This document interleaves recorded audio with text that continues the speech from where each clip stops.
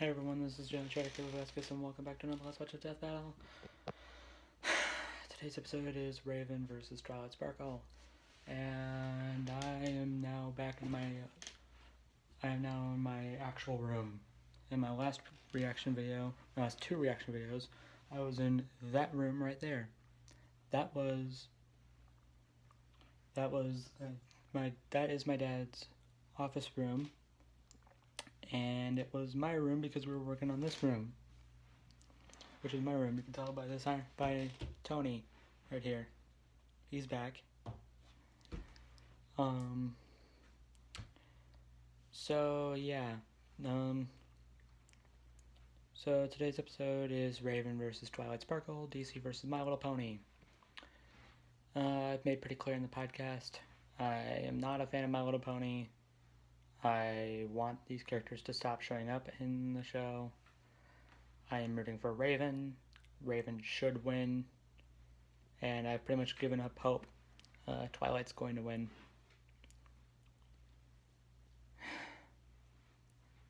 I don't see Twilight losing this one, even though she should pretty easily. I'm very pessimistic about this, I know, but just because I'm pessimistic doesn't mean I don't think it's true.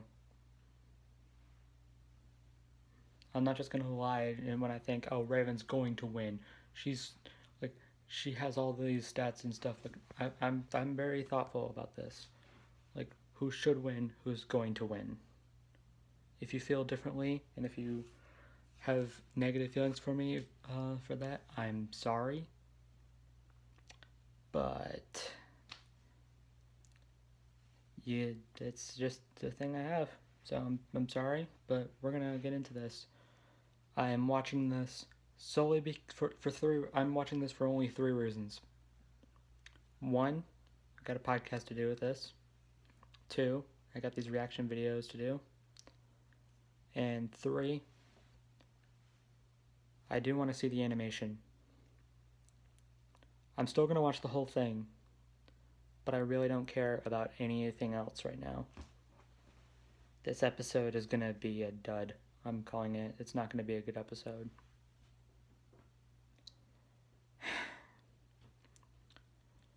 It's just gonna be one of those episodes that kind of holds you over for something bigger. I mean, I know we had Batman's third fight in the past, but Batman, if Black Panther was going to get into death battle, it was bound to be against Batman. Batman could have shown up in 5 separate death battles before this. He still would have fought Black Panther at some point. But now we have our third pony. At the very least, I am hoping that this is better than the other pony fights. Although considering that the other pony fights were not good, it's not going to be hard, but at the same time, who knows? I've been talking for way too long about an episode I don't care for. Let's get into this. Let's get this over with. Okay, so I ran into a bit of a snag when recording my reaction to the pre-fight analysis, so I am just going to go ahead and react to the fight.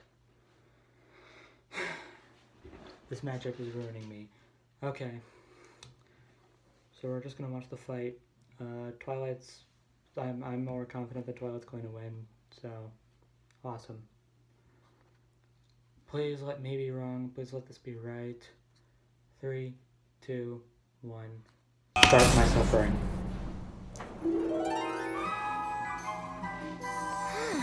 Transdimensional teleportation? Let's give it a try.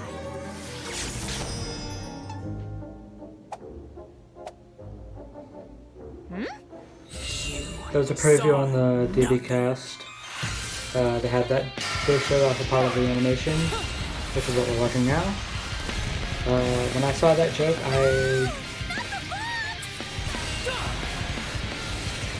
Teen Titans Go needs to die.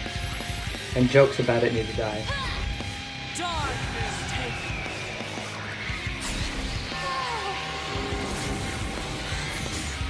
Oh no, not again!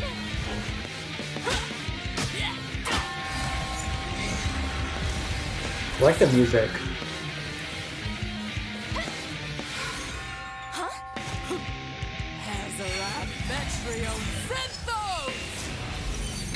Bit of look on the Raven for a second. Twilight's is good though. And the sprites for Twilight are good. Raven's is not good at all. Is that all you can do? White Raven.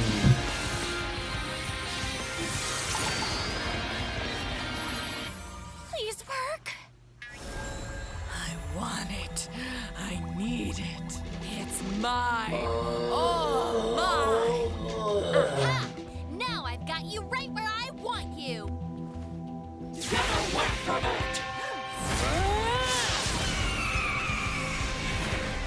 Okay.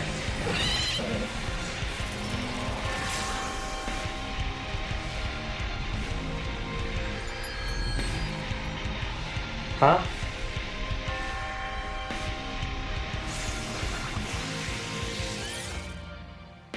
Oh, there. Yep. Okay.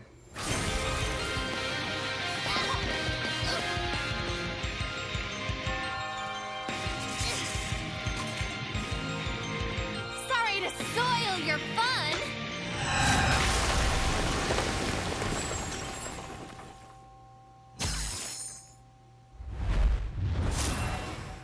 Well, that was odd. Yes! Dear Princess Celestia, today I learned that the only thing more powerful than friendship is a giant bird spirit colliding into me at Mark 36. This was a tricky one. Both Raven and Twilight possess numerous spells and techniques that could end the other quickly and easily. Since they were pretty even in how many ways they could finish each other off, this fight really came down to strength, durability, and performance. First of all, it's pretty obvious Raven's telekinesis has been shown to be much stronger than Twilight's. But Wiz, what about when Twilight moved the sun and moon? That's when she had the magic of Princess Celestia and Luna, and it's well established Yes. that only their specific type of magic can move those celestial bodies. So, you're saying you want us to move the sun and the moon? Well, I do it myself, except I don't have your magic. With her own magic, gosh. Twilight has never shown anything close to the kind of force Raven used to lift the Teen Titans tower. Raven had the durability advantage too. Remember how Donna Twilight's Troy. shield held up against a hit a little over 8 million newtons? Well, Raven's soul self is tougher than Donna Troy, who can shrug off a blast worth 296 tillion newtons. That's 16 more zeros, in case you're wondering.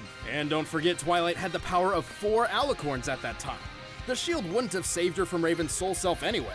Not only could it absorb Twilight's powers and emotions, and not only was it capable of operating while Raven was unconscious, but it also made a mean dive bomber. Raven's soul self could fly at speeds exceeding Mach 36. Since it's often been used as a battering ram to hit enemies, we know it has mass, but not exactly how much. However, given its size, strength, and durability far exceeds Raven's own, its mass is likely greater than hers. Let's just lowball it and say they're equal, alright? Sure, adding Raven's mass to the Mach 36 calculation, the Huh. Soul Self's ramming force at top speed comes to 15 million newtons of force, far greater than what Twilight's shield has sustained. Ain't no pony walking away from that. Plus, Twilight's positive attitude meant Raven didn't have to even worry about pain when using her emotions against her. While they may have matched each other in spells and skill, Raven's more powerful traits and exceptional Soul Self earned her a hard-fought victory. Yep, Raven really ponied up for this one. The winner is Raven. My Little Pony ate their L. Thanks for watching, guys. If you want to see commentary on this episode, just click that little box over there and start a pre-promotion trial. And if you want the battle music for yourself, you can click the I link in was the so description worried they were below gonna and get it screw off this up. iTunes. See you in the next one. What do we got?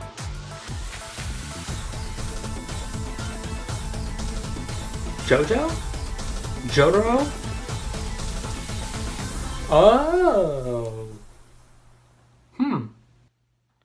And that, my viewers, is how you take pessimism and throw it out the window. So happy. But yeah, okay. I'll be honest. I want to be completely and totally honest here, okay? You'd think that after my very happy reaction to Raven winning this one, you'd think that this would be one of my favorite episodes, just in general, just at least in a while. But if I'm gonna be completely honest, I honestly found this episode to be kind of meh. The whole thing between when in the animation when White Raven showed up, it got kind of the dark effect had no reason to happen. It was kind of weird and kind of cluttered things. It's hard to explain. I just didn't like how it looked, I guess, if that makes sense. Raven sprites were really bad. Not even gonna lie.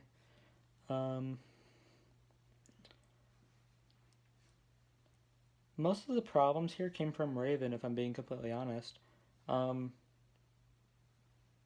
She won, and it's right, but she kind of carried everything. I was expecting Twilight to dominate the whole fight, win or lose. I was expecting Twilight to just manhandle Raven, and she didn't. And it was the exact opposite. I'm surprised.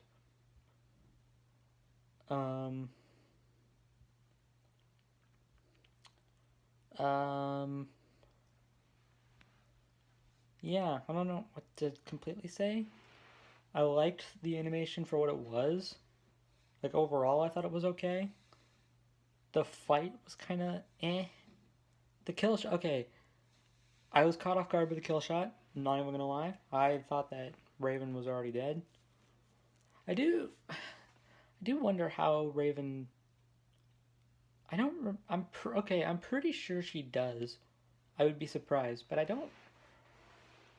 haven't worked on the blog in a while, so I'll have to check back on that. But I don't think Raven has, like, magic that can resist, transmutation. Then again, I guess she reverted back after Twilight died, so it's possible that it just kind of had a reverse effect. I don't know. I'll have to ask around, like, ask people, or I'll check the blog. I'll have to ask, does Raven actually have, like, transmutation immunity, I guess, is the word I'm looking for. I did like the fake out. I'm going to get back onto the point. I did like the fake out. Wasn't too fond of the kill shot, though. It felt kind of weak, if that makes sense. Like, I get that it was I get the whole giant, like, the radius of the explosion and whatever, and then it was a giant freaking, like, soul bird crushing Twilight. I get that.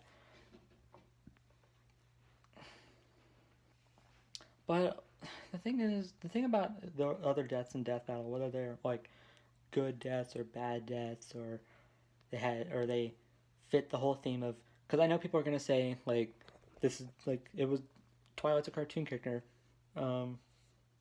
so it wasn't gonna be like a super gory death or anything, and I get that, I do, but why does that matter? I mean, this doesn't, like, it doesn't use the same logic because it's like it's a turnaround, but there have been cartoon characters that have won death battles that have had very gruesome ways of killing their opponent. Goliath in Goliath versus Beast. He's a cartoon character, and he mauled Beast.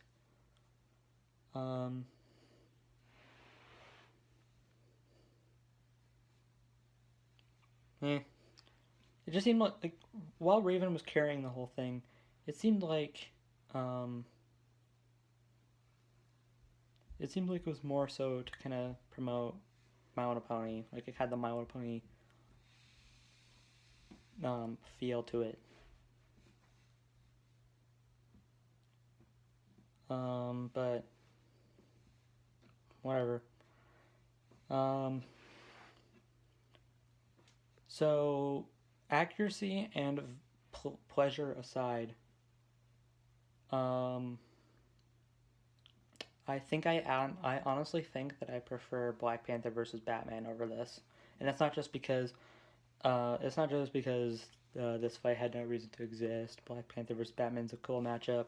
It's not just because of that, and it's not just because My Little Pony, because by that logic I would have liked this episode more because the My Little Pony character died. But why I prefer Black Panther vs. Batman? Okay, so they both have a similar level of quality to them. They're both...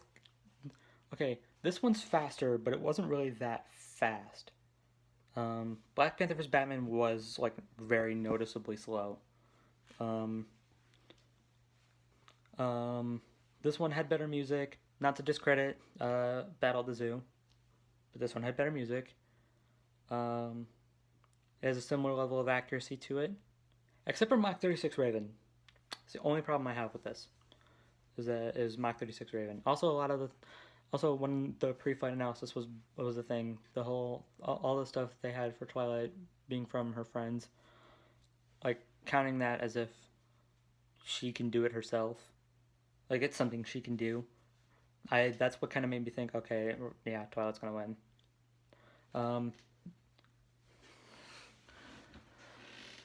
But then she didn't, so yay. It's like I originally had a problem with that. But then in the verdict they turned it around and said that it all required her friends. So okay. I think it should be worth pointing out in the pre-fight, so you at least have a better idea. This isn't the first time this has happened, obviously, for better or worse. Sephiroth versus Virgil, they mentioned they didn't have a lot of like super big strength feats for Sephiroth in the pre-fight analysis, and then so everyone was kind of like, okay, so, and then they saw a bunch of the stuff they brought up for Virgil, and they were like, okay, well, Virgil's gonna win, and then he lost, and then they, out of nowhere, in the verdict, they bring up the Zack Fair thing. Just kind of out of nowhere. And then, for a worse example, like to bring up, it's nothing, okay, this one isn't, like, it doesn't follow the exact same logic, but it fits, it's kind of the same. Bear with me. And by bear with me, I mean with both in that, and I'm going to be bringing up a fight that I personally disagree with. Batman Beyond versus Spider-Man 2099.